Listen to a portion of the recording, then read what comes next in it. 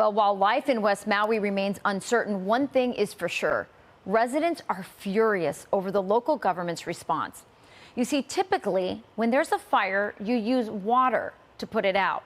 But Maui's Department of Land and Natural Resources delayed the release of water to landowners to help protect their property from the wildfire. In fact, they even disputed the release of water for hours after the West Maui Land Company made a request to release it.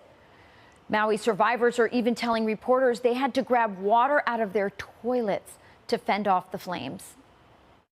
I was grabbing water out of the toilet. I was grabbing water out of my Brita filter in the refrigerator. It's a kind of disconcerting feeling when the fire guys show up and they don't have water.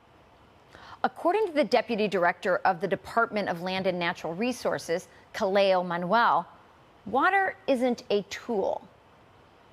We've become used to looking at water as like something which we use and not necessarily something that we revere. But that's totally different in this Western capitalistic kind of economy that we live in. It's very extractive, individualistic approaches. Let water connect us and not divide us. Like we can share it, but it requires true conversations about equity. Last time I checked, water puts out fires.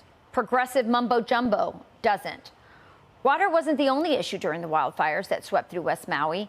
Residents had no idea a fire was coming until they stepped outside their homes and saw the flames on their doorsteps. I did not receive a warning until I was already getting in my truck to get out of there. Not a single one of my roommates got a warning at all. We got, the notice we had was just screaming from the streets. Many took to social media, begging for answers as to why the local government refused to sound the alarm that a wildfire was rapidly approaching. But the state officials say no regrets. Do you regret not sounding the sirens? I do not. The sirens, as I had mentioned earlier, is used primarily for tsunamis. Officials neglected their duties to protect the people they claimed to represent. They had other priorities. Just like in 2019, when Hawaiian Electric vowed to invest in fire-resistant technology, and instead they invested nearly $85 million in climate change policies, like divesting from oil and investing in renewables. Now that same company is under heavy scrutiny over indication that its power lines may have ignited the wildfires that has now taken over 100 lives.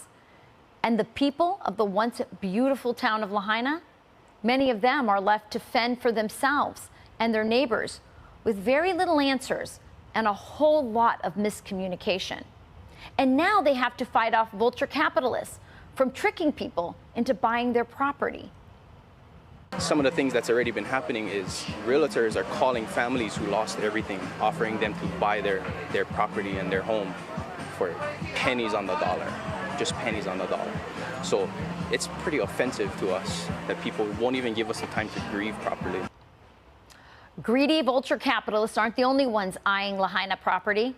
Vulture bureaucrats